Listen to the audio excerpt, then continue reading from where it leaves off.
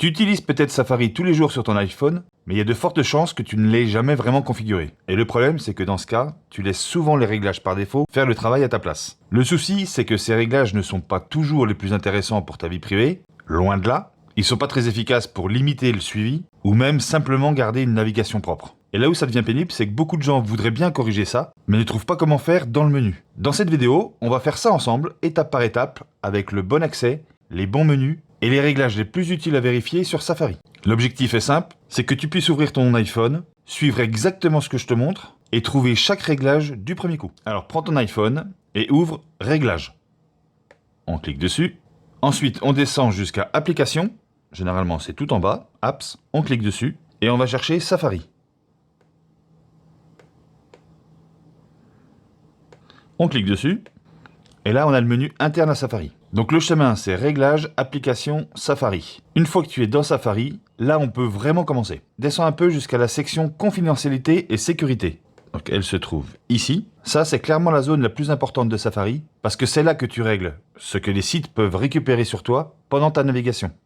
Le premier réglage à vérifier, c'est d'empêcher le suivi intersite. Ici. Moi, dans mon cas, il est activé, mais pour toi, s'il n'est pas activé, je te conseille fortement de l'activer. L'idée derrière ce réglage, c'est simple. Il limite la capacité des sites à te suivre d'un site à l'autre, comme une sorte de tracker. En clair, si tu visites un site, puis un autre, puis encore un autre, certains éléments publicitaires essaient de reconstituer ton parcours. Et ce réglage va réduire considérablement ce suivi. Alors, c'est pas un bouton magique qui supprime absolument tout, mais c'est une bonne base. Et en fait, tu n'as aucun intérêt à le laisser désactiver. Ensuite, on va passer à masquer l'IP. On clique dessus.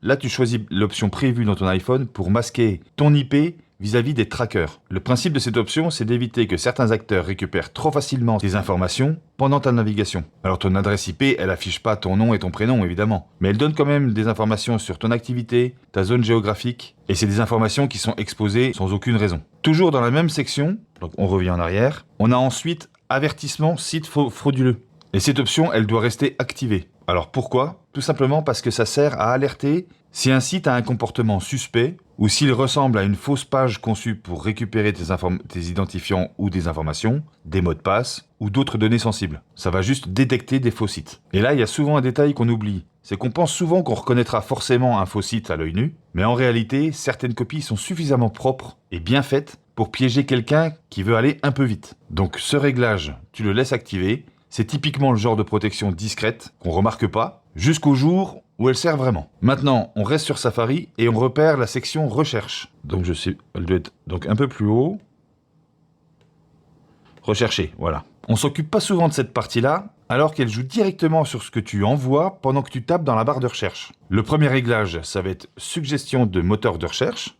Ici, si ton objectif est d'avoir quelque chose de plus discret, tu peux le désactiver. Parce que cette option peut envoyer ce que tu commences à taper au moteur de recherche avant même que tu valides ta requête. Il enregistre en fait ce que tu fais d'habitude et quand tu commences à le taper, il commence quasiment à aller le chercher. Autrement dit, tu n'as pas encore lancé la recherche que tes informations partent déjà. Ensuite, on regarde Suggestion Safari, ici. Là aussi, tu peux le désactiver si tu veux limiter les suggestions générées pendant la saisie. Beaucoup de gens laissent cette option activée juste parce qu'elles sont là d'origine, mais dans la pratique, tout le monde n'en a pas réellement besoin. Ensuite, on a recherche rapide. Cette fonction, elle peut être pratique si tu fais souvent des recherches dans le même site, comme Wikipédia, YouTube ou un autre site que tu consultes régulièrement. Mais si tu ne t'en sers pas, tu peux la désactiver pour garder une configuration plus simple. Et là, ça va devenir intéressant. Le but, c'est de ne pas tout couper pour le plaisir de tout couper. Le but, c'est de garder ce qui est utile et d'enlever le reste. Maintenant, on passe à un réglage que beaucoup ne touchent presque jamais. C'est l'historique et les données du site. Et quand on descend, on va le trouver légèrement plus bas. Ici, moi, je l'ai en bleu. Effacer l'historique et données du site. On clique dessus. Et là, on arrive sur un autre menu. En fait, ce qu'il nous propose, c'est d'effacer l'historique, soit de la dernière heure, mais automatiquement. Soit aujourd'hui, hier et aujourd'hui, ou tout l'historique.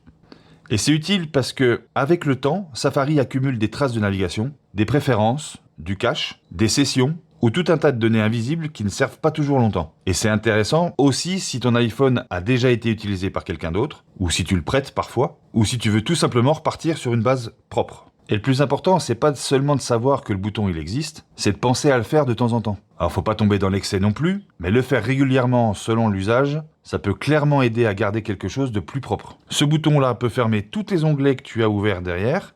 Si tu as ouvert plusieurs pages, ça peut les fermer en cliquant là. Et du coup, si tu veux vraiment effacer l'historique, tu cliques sur le bouton rouge. On revient en arrière. Et maintenant, on va aller dans un menu que presque personne n'ouvre. C'est le menu avancé, tout en bas. On clique dessus. On va cliquer sur données des sites.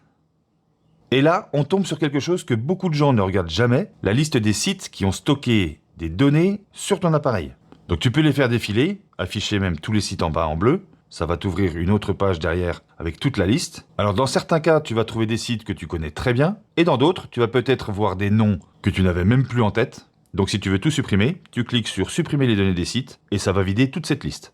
Et il y a un piège, c'est que beaucoup de gens pensent qu'effacer l'historique suffit à tout nettoyer. Beaucoup de gens s'arrêtent à cette étape-là. Alors qu'en pratique, certaines données peuvent encore rester stockées ici. Donc si tu veux aller plus loin qu'un simple nettoyage de surface, pense à vérifier cette section. Regarde, on vient en arrière.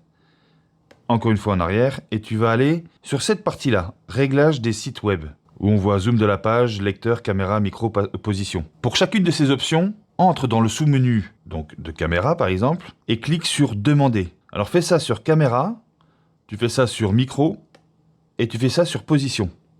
C'est important parce que ces réglages ne sont pas juste de simples boutons à activer ou désactiver. Le fait de cocher demander sur toutes ces options-là te permet de garder la main sur les sites qui vont se connecter. Au lieu de se connecter directement à ta caméra, ton micro ou à ta position, en cochant demander comme là, chaque site va être obligé de te demander s'il veut se connecter à la caméra ou au micro, ou activer ta position. Ça évite que les sites le fassent automatiquement avec l'accès que tu leur as laissé.